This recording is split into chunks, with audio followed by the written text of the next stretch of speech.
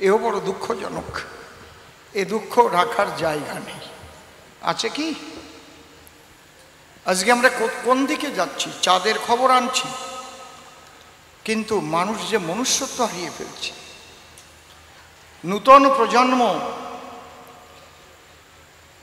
তারা যদি মনুষ্যত্ব হারিয়ে ফেলে, তাহলে কাদের উপর ভারতবর্ষ থাকবে?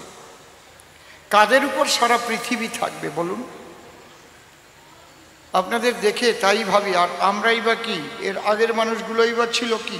তার আগের মানুষ বাই কেমন ছিল? আর এখন যে প্রজন্ম আসছে তারাই বা কেমন হয়ে যাচ্ছে?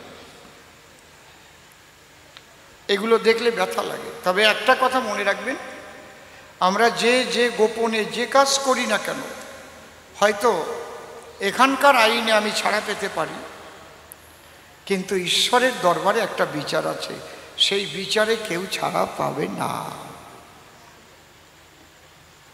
এইটুক যদি মনে রাখা যায়, তাহলে কিন্তু মানুষের অনেক আত্মোন্নতি হয়।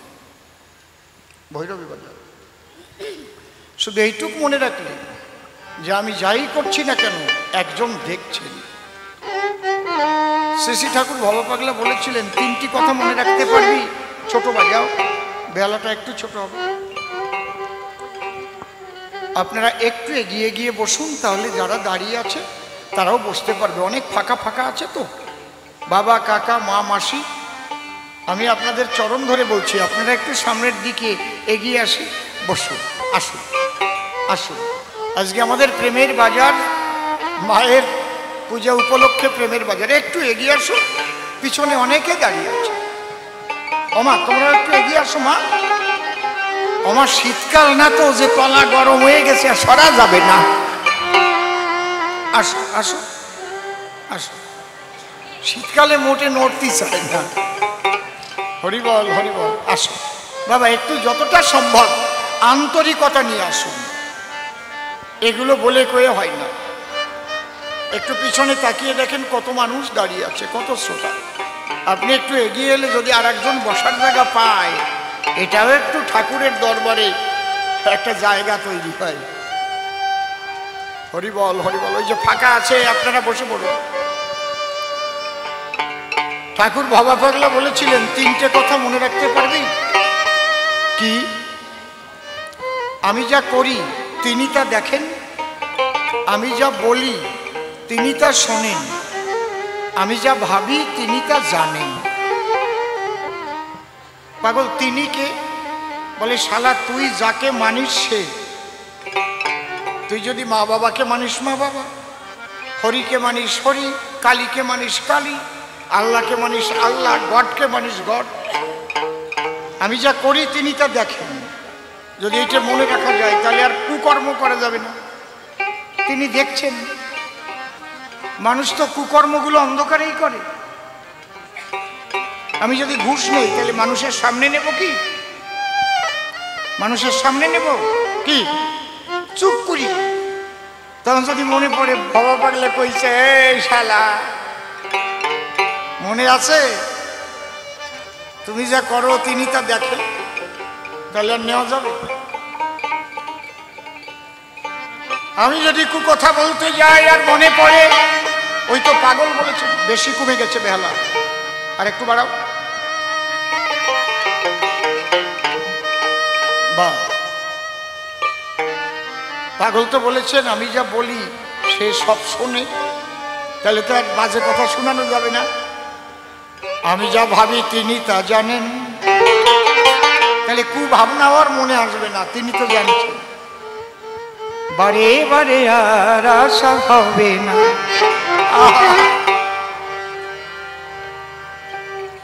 এই মানব জন্ম কি আবার পাবো?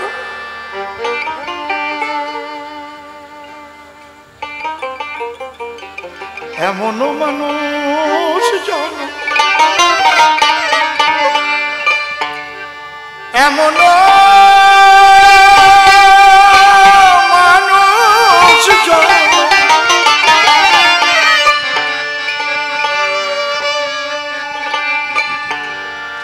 আর পাবে না, পাবে না।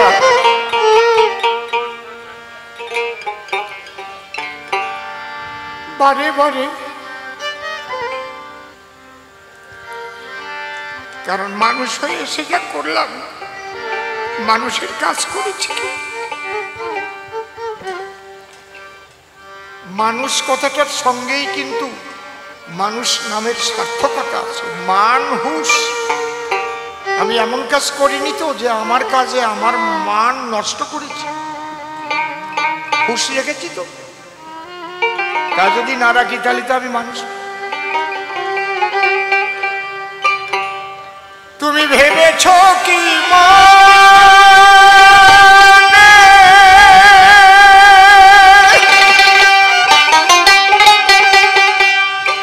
এই ভুবনে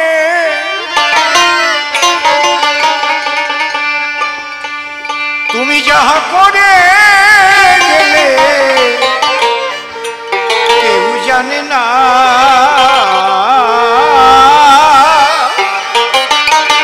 গৌর হরিবল, গৌর হরিবল। কেউ জানে না ভেবেছ? তুমি যাহা করে গেলে কেউ জানে না।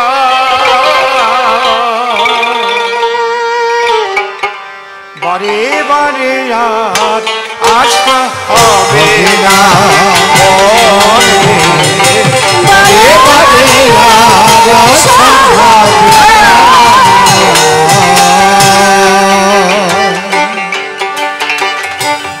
তুমি ভেবেছ কি বলে এক্ষুনি ভাই, ভেবেছ কি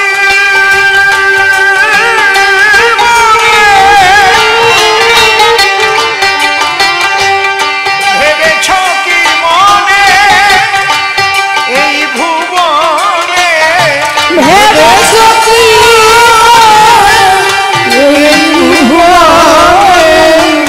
তুমি যাহা করে গেলে কেউ জানে না। বারে বারে আশা হবে না, বারে বারে আশা হবে না। কি বলছেন পাগল? তুমি যাহা করে গেলে আসিয়া হেথা চিত্রগুপ্ত লিখে ভরিল খাতা। তুমি যাহা করে আসিয়া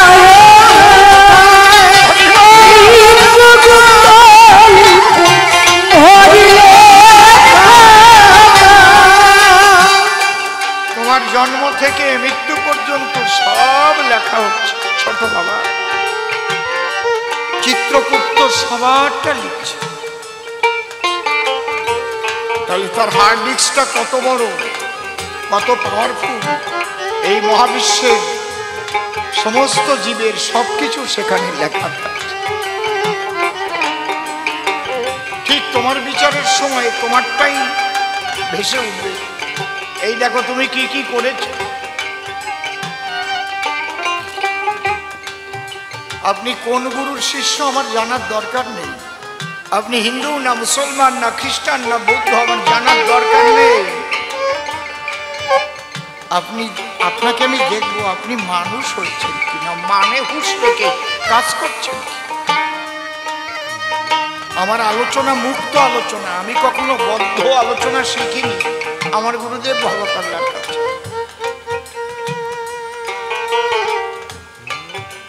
সমস্ত গুরুই আমাকে ভালো হওয়ার কথা বলেন। কি মা, কোন গুরু বলেন না যে তুমি খারাপ পথে চলো। আমি কি মেনেছি? এই জন্য বলছে গুরু মেনে লাখে লাখে শিষ্য মেলে। গুরু আছে,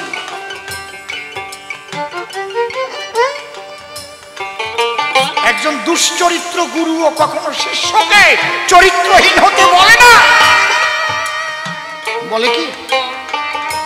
তবে পার্থক্য কোথায়? চরিত্রবান গুরু হলে তার বাক্য সিদ্ধ হয়, তার কথায় ফসল ফলে। আমি যদি চরিত্রহীন হয়ে গুরুগিরি করি তাহলে আমার কথা শুনবেন। শ্রী শ্রী রামকৃষ্ণ ঠাকুরের কাছে এক বৃদ্ধা মা তার নাতিকে নিয়ে গেছে। ঠাকুর, কি? আমার নাতি শুধু চিনি খায়, চিনি খায়, আর রাত্রিবেলা ঘুমাতে পারে না, কিমিতে ঠোকায়, মানা করলে শোনে না। বলে তাই? মনিটরটা আর একটু দাও। মা, একটা কাজ করো, তুমি 10 দিন পরে এসো। 10 দিন পরে যখন নিয়ে গেছে, আবার বাচ্চাটাকে এনে বলছে, খোকা চিনি খেও না, চিনিতে কৃমি হয়, অল্প করে একটু খাবে, যাও মা। বলছে বা এই কথাটা 10 দিন আগে বললেই তো হতো। বলে মা, 10 দিন আগে আমি চিনি খেতাম, আমি চিনি খাওয়াটা বন্ধ করেছি, তাই আমার কথা শুনবে না, তাই না হলে শুনবে না। বোঝা যাচ্ছে আমার কথা? একজন পতিতালয়ে, সেও আমার মা, যে পতিতালয়ে সে যদি এসে বক্তব্য দেয়, মা নারীর একমাত্র সম্পদ হচ্ছে সতীত্ব, লোকে হাসবে না? আরে বাবা, ওরে দেখলাম ওই শান্তিপুর পতিতালয়ে, আর সে কয় কি, সে জ্ঞান দিবার আইছে, বলবে না? বুঝতে পারছেন? এই জায়গাটা সদ্গুরু বিশেষ প্রয়োজন। তিনি সদ্গুরু, যিনি সতের সঙ্গে যুক্ত থেকে তার গুরু বাক্য অক্ষরে অক্ষরে রাখে। হরি বল, হরি বল।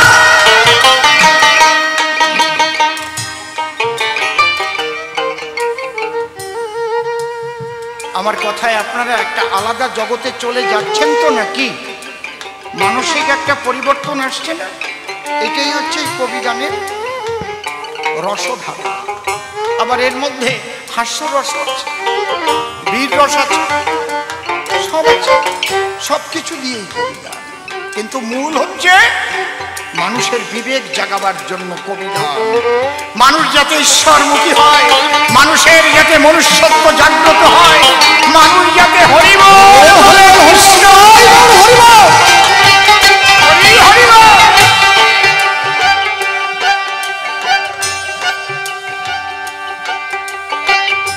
তুমি যাহা করে গেলে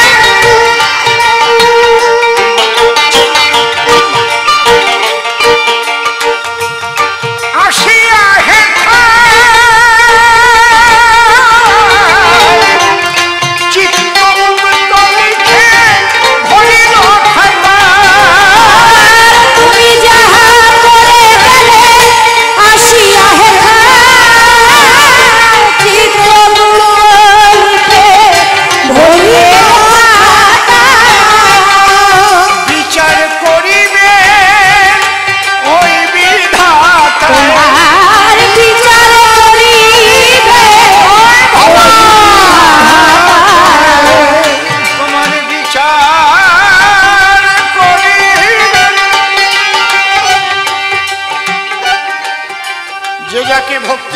সে তার ঈশ্বর, ভক্তি যোগে সে তার স্বয়ং অবতার। আপনি যাকে ভক্তি করেন সেই আপনার ঈশ্বর। ঈশ্বর সর্বত্র বিরাজিত, কোনো জায়গায় একটু কম, কোনো জায়গায় একটু বেশি, এইরকম না। সর্বং খল্লিদং ব্রহ্ম সর্বত পানিপাদম তৎসর্বত কৃষ্ণ মুখম সর্বত সুখিমল্লকে সর্বমৃত তিষ্ঠ। এই জন্য লেখাপড়া শিখতে হবে, তাহলে তো বুঝতে পারবেন না কোথায় কি লেখা আছে। কেউ আপনাকে বলে দিল এখানে ঈশ্বর আছে, এখানে এই জায়গায় শুধু ঈশ্বর আছে, শিব শুধু তারকেশ্বরেই আছে গো, এখানে পূজা দাও আর আমাদের দক্ষিণা দাও। শিব শুধু তারকেশ্বরে? যত্র জীব তত্র শিব, যত্র নারী তত্র গৌরী। হরি বল। এই জন্য বাবা গুরুচাঁদ ঠাকুর এসেছিলেন এই জায়গাটাকে মানুষকে উন্নীত করার জন্য। যদিও তোরা করিস ভিক্ষা, ছেলে মেয়েদের শিক্ষা, শিক্ষা সংহতি সংগ্রাম চেতনা, দলিতের মুক্তি নাই এই তিন বিনা, মরি কিংবা বাঁচি আমি তাতে ক্ষতি নাই, গ্রামে গ্রামে পাঠশালা গড়ে যেতে চাই। তোরা ছেলে মেয়েদের ভিক্ষা করেও শিক্ষিত কর, তা নাহলে বুঝতে পারবে না কোথায় কি লেখা আছে। আমাকে বায়না করতে এসে একজন বলছে আমাদের না যেখানে গান হবে ওটা জাগ্রত কালীবাড়ি, অসীমবাবু। আমি বললাম টাকা কম দেবার জন্যে খালি খালি আপনাদেরটা জাগ্রত কইয়েন না, মা সব জায়গায় জাগ্রত। আমি ভবার চালা, বুঝতে পারছি। তাহলে চণ্ডী কেটে দেন, যা দেবী সর্বভূতেষু শক্তি রূপেণ সংস্থিতা নমস্তস্যৈ নমস্তস্যৈ নমস্তস্যৈ নমো নমঃ। চণ্ডীতে কি লেখা? তাহলে সেই শক্তি সব জায়গায় বিরাজে, যা দেবী সর্বভূতেষু শক্তি রূপেণ সংস্থিতা। আর আপনি বলছেন আপনারটা জাগ্রত আর সবার কালীবাড়ি কি ঘুমন্ত? মা সবসময় জেগে আছেন। যে ভক্তের ভক্তিতে জাগ্রত হয় মা তার কাছেই দেখা দেয়।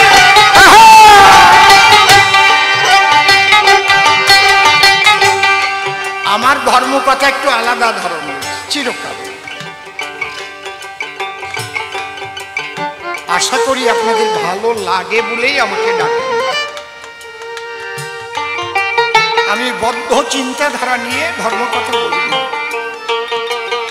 শ্রীকৃষ্ণ কি বললেন গীতায় অর্জুনের কাছে? সর্বত পাণিপাদম তৎসর্বতক্ষিশিল মুখম সর্বত স্মৃতিমল্লকে সর্বমাবৃত তিষ্ঠতি। তাহলে একটা মন্দিরে কৃষ্ণ বাধা আছে কি? সর্বত পাণিপাদম, সব জায়গা আমার হাত, সব জায়গা আমার পা, অনন্ত কোটি ব্রহ্মাণ্ড। সর্বত পাণিপাদম তৎসর্বতক্ষি শিরমুখম, ঠিক আখি শির মুখ সব জায়গা আমার সমান ভাবে। তবু একটা মূর্তিতে আমরা আরতি করি কেন? যে কৃষ্ণ সর্বময় বিরাজিত তাকে তো আমরা দেখতে পাচ্ছি না। ওই মূর্তি করে তার উপরে ভক্তি করে সেই কৃষ্ণকে আমরা আকর্ষণ করে ওই মাটির মূর্তি জাগিয়ে তুলছি। এইটাই হচ্ছে সনাতন ধর্মের ভক্তিবাদ। পৃথিবীতে আর কোথাও এই ভক্তিবাদ পাবেন না। বুঝতে পারছেন কি বলছি? বিচার করিবে ওই বিধাতা,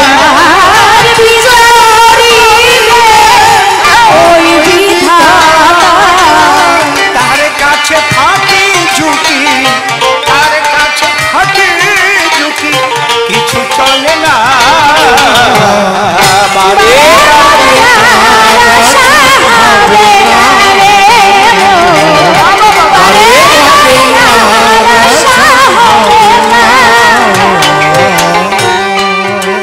তুমি যাহা বদনে করোনাই প্রকাশ,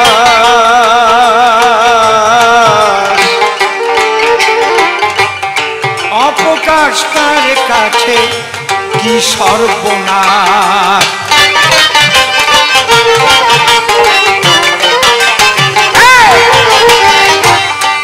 তুমি যাহা বদনে করোনাই প্রকাশ, অপ্রকাশে তার কাছে কি সর্বনাশ।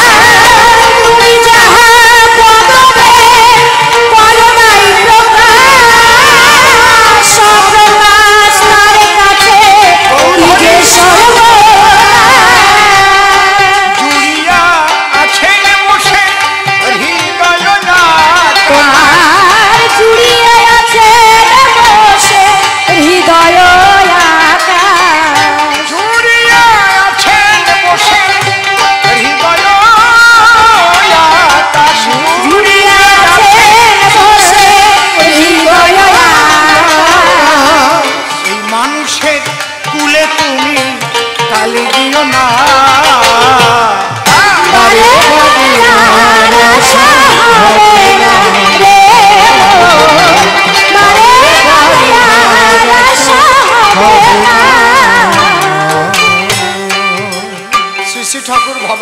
শেষে কি বললেন?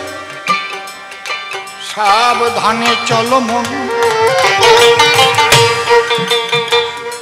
এখনো সাবধান হও, যেটুক সময় আছে আজকের থেকে সাবধান হয়ে যাও, এই মুহূর্তে সাবধান হয়ে যাও। সাবধানে চলো মন, হও হুঁশিয়ার। বেলা তো ডুবিয়া যায়, আসে অন্ধকার।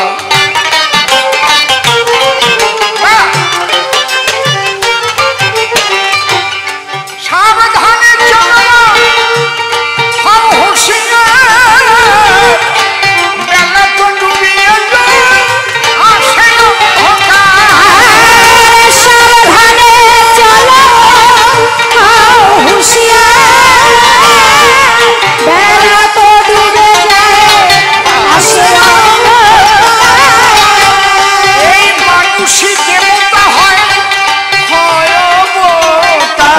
এই মানুষ দেবতা হয় অবতার। এই মানুষই পূজা পায়, আবার এই মানুষ লাঠি ঝাঁটা খায়। কিসের জন্য? তার কর্মগুণ কর্মদোষ। মানুষই দেবতা হয়, হয় অবতার।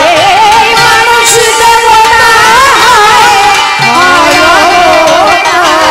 ঠাকুর ভবা কহে চোখ মেলে চেয়ে দেখো না, ভবা কহে চোখ মেলে চেয়ে দেখো না। হরি হরি বল, হরি হরি বল।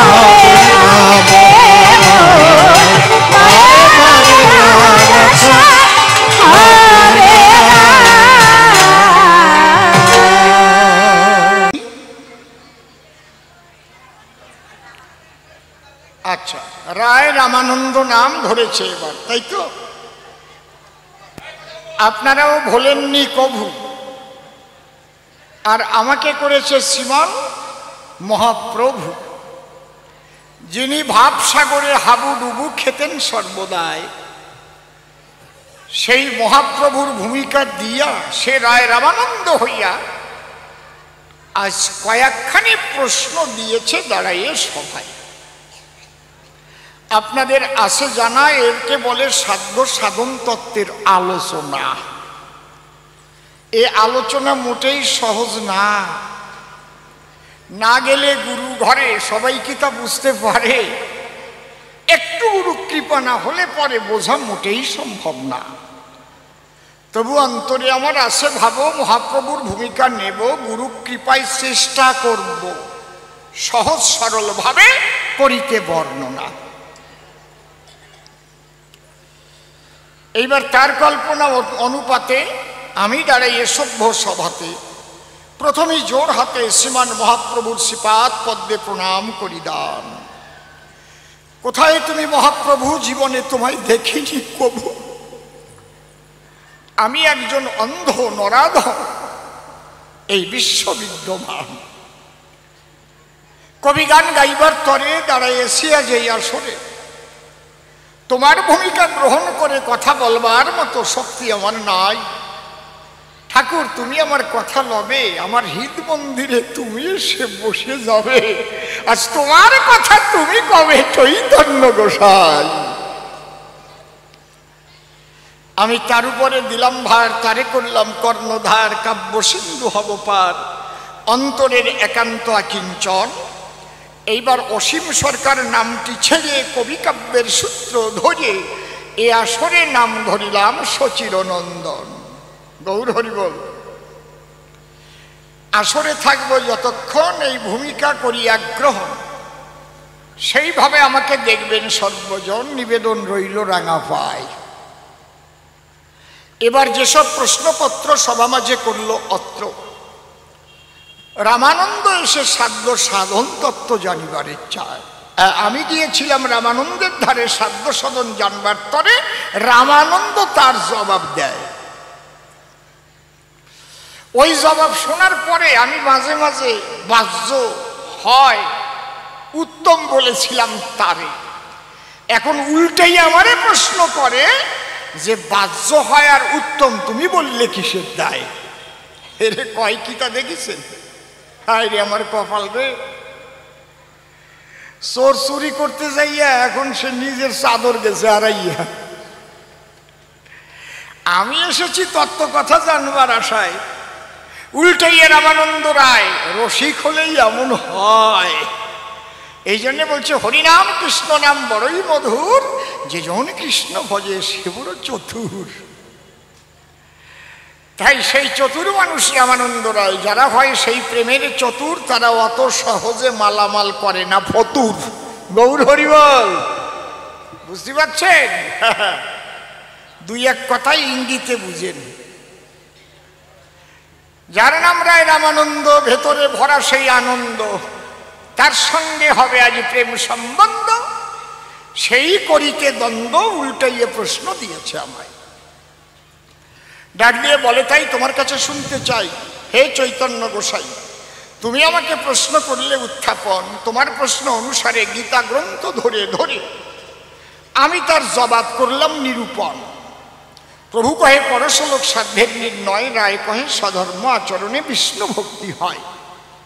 তুমি এগুলোকে বাহ্য বললে কিসের দায়? রামানন্দ রায়, তুমি আমার বন্ধু বটে, আমি বলি তোমার নিকটে। আমি তো জানি তোমার পরিচয়, সে কথা বলি খুলে, তুমি বৃন্দাবনে বিশাখা সখী ছিলে। সেই ব্রজমণ্ডলে কত লীলে হয়েছে সেই জায়গায়, তোমারে আমি চিনিছি। শুধু শুধুই কি তোমার কাছে এসেছি? আমি তোমার কাছে কৃষ্ণ কথা শুনতে আসি, তোমার একান্তে বসি। তুমি বিষ্ণু ভক্তির কথা বললে কিসের দায়? আমার কাছে বলো দেখি, লীলার দেশে কৃষ্ণ বিষ্ণু কোনোদিন এক হয় নাকি? বলো। তত্ত্বের ঘরে যদিও এক, লীলার দেশে থাকে ফাঁক।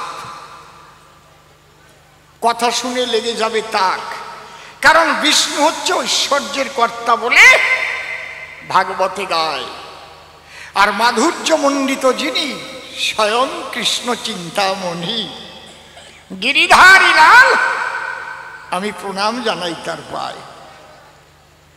আপনারা দেখবেন বিষ্ণুর কয় হাত? বলেন কয় হাত? হাতে কি আছে? শঙ্খ চক্র গদা পদ্ম, আমি সভায় বলি অদ্য, কিন্তু যিনি কৃষ্ণ নীল পদ্ম, তার কয় হাত করি দর্শন? হ্যাঁ, দ্বিভুজ মুরলী বাঁশির কিশোর জানে সর্বজন। তাহলে তার হাতে কি ধরা আছে? কি আছে? হ্যাঁ, বাঁশি দইরা আনন্দ কইরা বাজাইতেছে নাকি? শঙ্খচক্র গদা পদ্ম আছে, কায়দাটা এই জায়গায়। কি বলবো আপনাদের ধারে শক্তি কিন্তু এক চরাচরে, কিন্তু লীলার দেশে ভিন্ন রূপ, সেই একই শক্তি ধরে।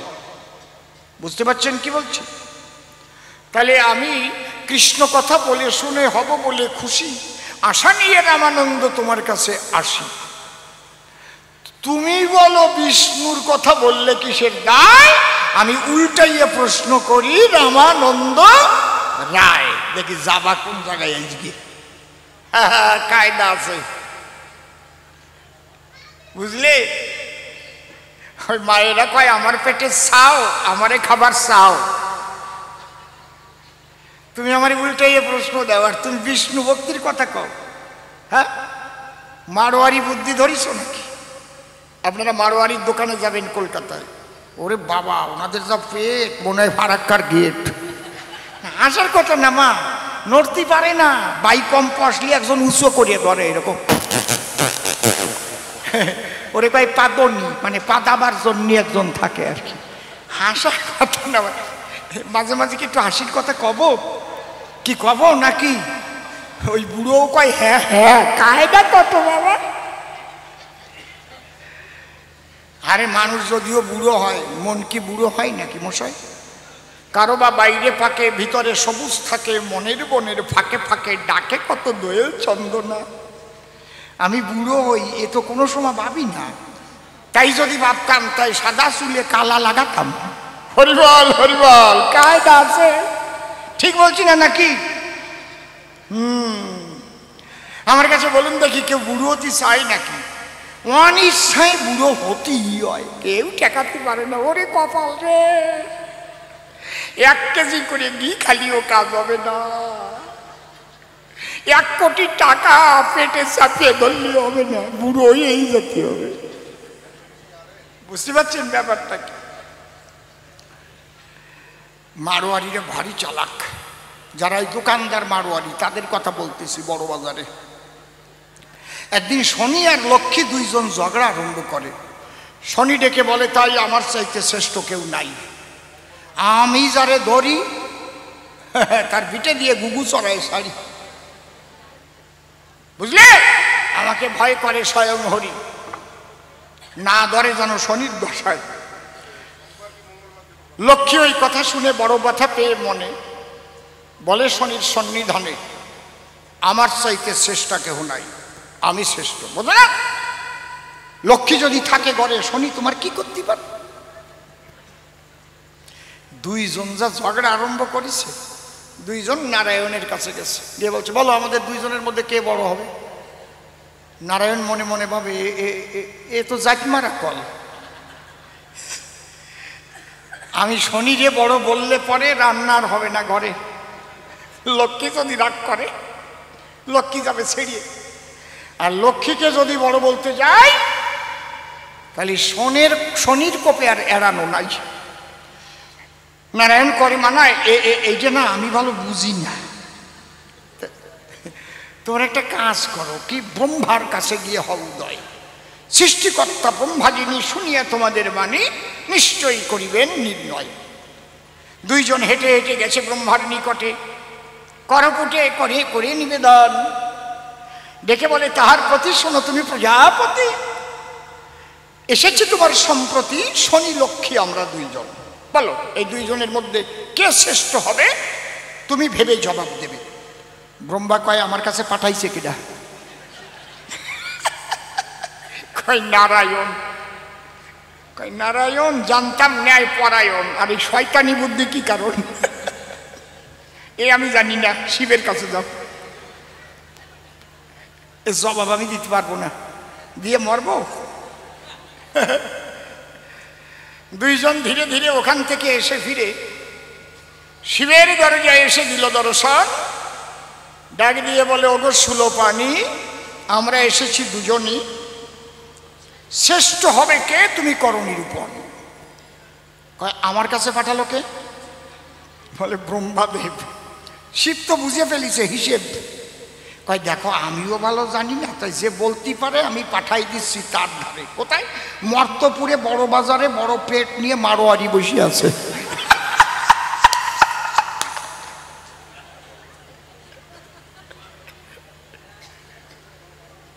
যাও ওখানে গেলে বলে দেবে। দুইজন একত্তরে ঢুকে গেছে বড় বাজারে ছদ্মবেশ ধরে।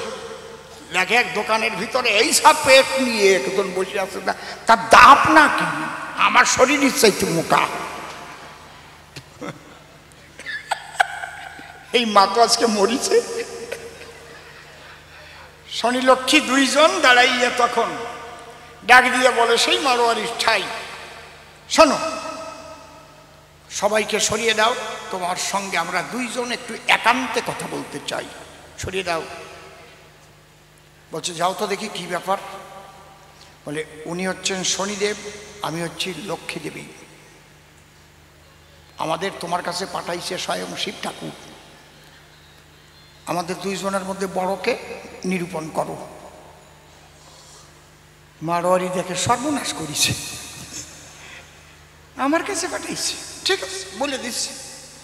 বলে, তোমরা দুইজন এই জায়গা থেকে হাঁটিয়ে ওই পর্যন্ত যাও, ওই দোকান পর্যন্ত, আবার হাঁটিয়ে আমার কাছ পর্যন্ত আসো, যাও বলে দিচ্ছি।